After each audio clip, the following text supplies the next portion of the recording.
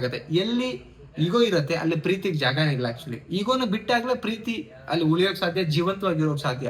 ಯಾವ ರಿಲೇಶನ್ಶಿಪ್ ಅಲ್ಲಿ ಈಗೋ ಪ್ರಾಬ್ಲಮ್ ಇರುತ್ತೆ ಅಲ್ಲಿ ಡೆಫಿನೆಟ್ಲಿ ಎವ್ರಿಡೇ ಕಿತ್ತಾಟ, ಎವ್ರಿಡೇ ಜಗಳ, ಎವ್ರಿಡೇ ನಾನು ಸೋಲಲ್ಲ ನೀನು ಸೋಲಲ್ಲ, ಬಹಳ ಬೇಗ ಸಂಬಂಧ ಈಗೋ ಇದ್ದಲ್ಲಿ ಡಿವೋರ್ಸ್ಗೆ ಕಾರಣ ಆಗುತ್ತೆ.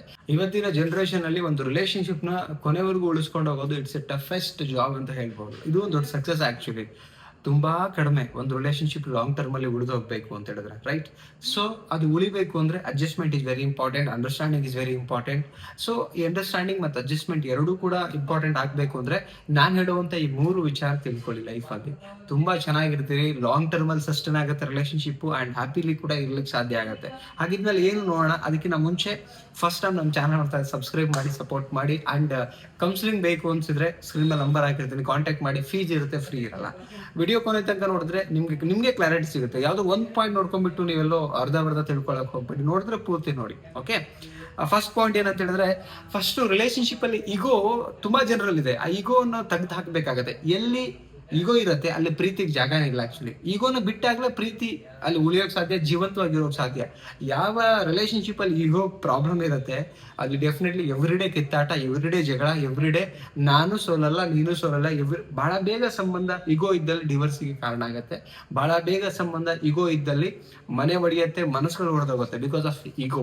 ನಾನು ಸೋಲಲ್ಲ ನೀನು ಸೋಲಲ್ಲ, ಮನಸ್ಸು ಹೊಡೆದೋಗ್ಲಿಕ್ಕೆ ಕಾರಣನೇ ಈಗೋಗಳಿಂದ. ಸೊ ಈ ಈಗೋ ಎಷ್ಟೋ ರಿಲೇಶನ್ಶಿಪ್ಗಳಲ್ಲಿ ಇವತ್ತೇನಾಗಿದೆ ಅಂತ ಹೇಳಿದ್ರೆ ಮೇಜರ್ ಆಗಿದ್ದು ಇರೋದ್ರಿಂದ ಸಂಬಂಧಗಳು ಹಾಳಾಗ್ತಿದೆ. ನಿಮ್ಮ ರಿಲೇಶನ್ಶಿಪ್ ಅಲ್ಲಿ ಈಗೋನ ತೆಗೆದು ಮೂಟೆ ಬಿಸಾಕಿ ಆಚೆ. ನೀವು ಜಾಬ್ ಮಾಡ್ತಾ ಇರಿ, ಇಂಜಿನಿಯರ್ ಇರಿ, ಡಾಕ್ಟರ್ ಇರಿ, ಬಿಸ್ನೆಸ್ ಮ್ಯಾನ್ ಇರಿ, ಏನೇ ಇರಿ, ಬಟ್ ಮನೆಗೆ ಬಂದಾಗ ಒಬ್ರಿಗೊಬ್ರು ಈಗೋನ ತೆಗ್ದಾಕಿ ಚೆನ್ನಾಗಿ ಇರೋಕ್ ಪ್ಲಾನ್ ಮಾಡಿದ್ರೆ ಮಾತ್ರ ಅಲ್ಲಿ ಇರೋ ಸರ್. ಅವ್ರ ಮಾತ್ರ ನೀವು ಕೇಳಿ, ನಿಮ್ಮ ಮಾತನ್ನ ಅವ್ರು ಕೇಳಬೇಕು, ನಾನೇ ಕೇಳಬೇಕು, ನಾನು ಕೇಳಲ್ಲ ನಂದೇ ನೀವು ಕೇಳಬೇಕು, ಈ ಮೆಂಟಾಲಿಟಿ ಬೇಡ. ರಿಲೇಶನ್ಶಿಪ್ ಹಾಳಾಗಬಾರ್ದು ಅಂದ್ರೆ ಸೆಕೆಂಡ್ ಪಾಯಿಂಟ್ ಏನಂತ ಹೇಳಿದ್ರೆ ಕಮ್ಯುನಿಕೇಶನ್ ಕ್ಲಿಯರ್ ಆಗಿರ್ಲಿ. ಏನ್ ಮಾತಾಡ್ತಿದ್ದೀರಿ, ಏನ್ ಟಾಪಿಕ್ ಅಲ್ಲಿ ಮಾತಾಡ್ಬೇಕು, ಯಾವ ಥೀಮ್ ಇಟ್ಕೊಂಡು ಮಾತಾಡ್ಲಿಕ್ಕೆ ಹೊರಟಿದ್ರಿ ಕ್ಲಿಯರ್ ಇರ್ಲಿ. ಅವ್ರೇನೋ ಒಂದು ಹೇಳೋದು, ನೀವೇನೋ ತಪ್ಪು ತಿಳ್ಕೊಳ್ಳೋದು, ರೈಟ್? ಅಥವಾ ನೀವೇನೋ ಒಂದು ಹೇಳ್ತೀರಿ, ಅವರೇನೋ ತಪ್ಪು ತಿಳ್ಕೊಳ್ಳೋದು. ಪರ್ಪಸ್ ಆಫ್ ಟಾಕಿಂಗ್ ಇರಬೇಕಾಗತ್ತೆ. ಯಾವ ಪರ್ಪಸ್ ಮೇಲೆ ಮಾತಾಡ್ತಿದ್ದೀರಿ ಅದನ್ನ ಆಕ್ಚುಲಿ ಅರ್ಥ ಆಗಿಲ್ವಾ ಇನ್ನೊಂದ್ಸಲ ಕೇಳಿ. ಬಟ್ ಅದನ್ನ ಮಿಸ್ ಆಗಿ ಅಂಡರ್ಸ್ಟ್ಯಾಂಡ್ ಮಾಡ್ಕೊಂಡು ನೀನ್ ಹಂಗೆ ಹೇಳ್ತಿದ್ಯಾ, ಹಿಂಗೆ ಹೇಳ್ತಿದ್ಯಾ ಅಂತ ಜಗಳ ಮಾಡೋದಲ್ಲ. ಆಕ್ಚುಲಿ ಕಮ್ಯುನಿಕೇಶನ್ ಕ್ಲಿಯರ್ ಆದಷ್ಟು ಕ್ಲಿಯರ್ ಆಗಿ, ಸಪೋಸ್ ಕ್ಲಿಯರ್ ಆಗಿಲ್ಲ ಅಂದ್ರೆ ಕ್ಲಿಯರ್ ಮಾಡ್ಕೊಳ್ಳೋಕೆ ಟ್ರೈ ಮಾಡಿ. ಎಷ್ಟೋ ಜನ ಏನಂತ ಹೇಳಿದ್ರೆ ಈ ಕಮ್ಯುನಿಕೇಶನ್ಸ್ ಇಂದಾಗೆ ಪ್ರಾಬ್ಲಮ್ಗಳು ಸ್ಟಾರ್ಟ್ ಆಗುತ್ತೆ. ಎಷ್ಟೋ ಜನಗಳದ್ದು ಒಂದು ಕ್ಲಿಯರ್ ಕಮ್ಯುನಿಕೇಶನ್ ಪ್ರಾಬ್ಲಮ್ ತುಂಬಾ ಇದೆ ಆಕ್ಚುಲಿ. ಓಕೆ, ಅದಕ್ಕೆ ಹೇಳ್ತಿರೋದು ಕಮ್ಯುನಿಕೇಶನ್ ತುಂಬಾ ಮುಖ್ಯ ಇದೆ. ಕಮ್ಯುನಿಕೇಶನ್ ನ ಕ್ಲಿಯರ್ ಆಗಿ ಯೂಸ್ ಮಾಡೋಕೆ ಟ್ರೈ ಮಾಡಿ. ಬಿಕಾಸ್ ಕಮ್ಯುನಿಕೇಶನ್ ನಾನೇ ನಮ್ಗೆ ಮಾತು ಹಾರ್ಟಿಗೆ ಟಚ್ ಆಗೋದು, ಪ್ರೀತಿ ಅಂತ ಬಿಲ್ಡ್ ಆಗೋದು, ಭಾವನೆಗಳು ಅಂತ ಬಿಲ್ಡ್ ಆಗುವಂಥದ್ದು. ಸೊ ಕಮ್ಯುನಿಕೇಶನ್ ಎಂದು ಕ್ಲಿಯರ್ ಆಗಿರಲಿ. ನೆಕ್ಸ್ಟ್ ಪಾಯಿಂಟ್ ನೋಡೋದಾದ್ರೆ ಕೇಳೋ ಗುಣ ಇರಲಿ.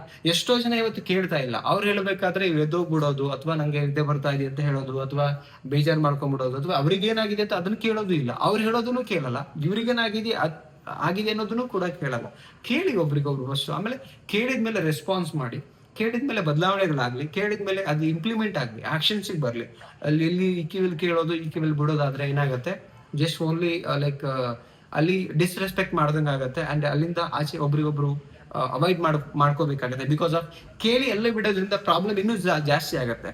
ಇವ್ರನ್ನ ನನ್ ಕೇರ್ಲೆಸ್ ಮಾಡ್ತಾ ಇದ್ದಾರೆ, ನನ್ಗೆ ಇಂಪಾರ್ಟೆನ್ಸ್ ಕೊಡ್ತಿಲ್ಲ, ಪ್ರಿಯಾರಿಟಿ ಕೊಡ್ತಿಲ್ಲ. ಯಾವಾಗ ಬರುತ್ತೆ? ನೀವು ಕೇಳ್ಬಿಟ್ಟು ಹಂಗೆ ಸುಮ್ಮನೆ ಇದ್ದಾಗ ಕೇಳ್ಬಿಟ್ಟು ರೆಸ್ಪಾನ್ಸ್ ಮಾಡಿ. ಬಿಕಾಸ್ ನೀವು ಕೇಳಲಿ ಅಂತ ನಾವು ಹೇಳ್ತಾರೆ. ಅಂಡ್ ಸಪೋಸ್ ಅವ್ರು ಸೈಲೆಂಟ್ ಆಗಿದ್ರೆ ಅದು ಯಾಕೆ ಅಂತಾನು ಕೂಡ ಕೇಳಬೇಕಾಗತ್ತೆ. ಈ 3 ವಿಚಾರ ಇದೆಯಲ್ಲ, ರಿಲೇಶನ್ಶಿಪ್ ನ ಜೀವಂತವಾಗಿ ಉಳಿಸ್ಬೇಕು ಅಂತ ಹೇಳಿದ್ರೆ ಇದು ತುಂಬಾ ಮುಖ್ಯ ಇದೆ. ಅಂಡ್ ಇದು ಇಬ್ಬರಲ್ಲೂ ಬರ್ಬೇಕು. ಎಷ್ಟು ನಾನು ಇಗೋ ಬಿಡಬೇಕು, ಎಷ್ಟು ನಾನು ಕ್ಲಿಯರ್ ಆಗಿ ಮಾತಾಡಬೇಕು, ಪರ್ಪಸ್ ನ ಹೇಳ್ಬೇಕು, ಅಂಡ್ ಕ್ಲಿಯರ್ ಆಗಿ ಕೇಳಬೇಕು. ಇದು ಈ 3 ವಿಚಾರದಿಂದ ಏನಾಗುತ್ತೆ, ರಿಲೇಶನ್ಶಿಪ್ ಹೆಲ್ದಿಯಾಗಿ ಲಾಂಗ್ ವೇನಲ್ಲಿ ಹೋಗ್ತಾರೆ. ಇನ್ನೊಂದು ಇದಕ್ಕೆ ಆಡ್ ಆನ್ ಮಾಡ್ಬೇಕು ಅಂತ ಹೇಳಿದ್ರೆ ರಿಲೇಶನ್ಶಿಪ್ ಮಿಸ್ಯೂಸ್ ಮಾಡ್ಕೊಳ್ಳುವಂಥದ್ದು, ಲಿಸ್ಟ್ ಮೀನ್ಸ್ ನಂಬಿಕೆ ದ್ರೋಹ, ಇದು ಕೂಡ ಇರಕೂಡ್ದು. ಆಕ್ಚುಲಿ ಇದಿಷ್ಟು ಪಾಯಿಂಟ್ಸ್ ಅನ್ನ ಆಡ್ ಆನ್ ಮಾಡ್ಕೊಂಡ್ರೆ ಆ ರಿಲೇಶನ್ಶಿಪ್ ತುಂಬಾ ಕ್ಲಿಯರ್ ಆಗಿ, ಹೆಲ್ದಿಯಾಗಿ, ಸೂಪರ್ ಆಗಿ ಮೂವ್ ಆಗುತ್ತೆ. ಸ್ನೇಹಿತರೆ, ಈ ಪಾಯಿಂಟ್ಗಳ ಮೇಲೆ ನಿಮ್ಮ ಅನಿಸಿಕೆನ ಕಮೆಂಟ್ ಸೆಕ್ಷನ್ ಕಮೆಂಟ್ ಮಾಡಿ, ಲೈಕ್ ಮಾಡಿ, ಸಬ್ಸ್ಕ್ರೈಬ್ ಮಾಡದೆ ನೋಡ್ತಾ ಇದ್ರೆ ಸಬ್ಸ್ಕ್ರೈಬ್ ಮಾಡಿ, ಸಪೋರ್ಟ್ ಮಾಡಿ, ಎಲ್ರಿಗೂ ಶೇರ್ ಮಾಡಿ. ಮತ್ತೊಂದು ಟಾಪಿಕ್ ಸಿಗೋಣ. ನಮಸ್ತೆ.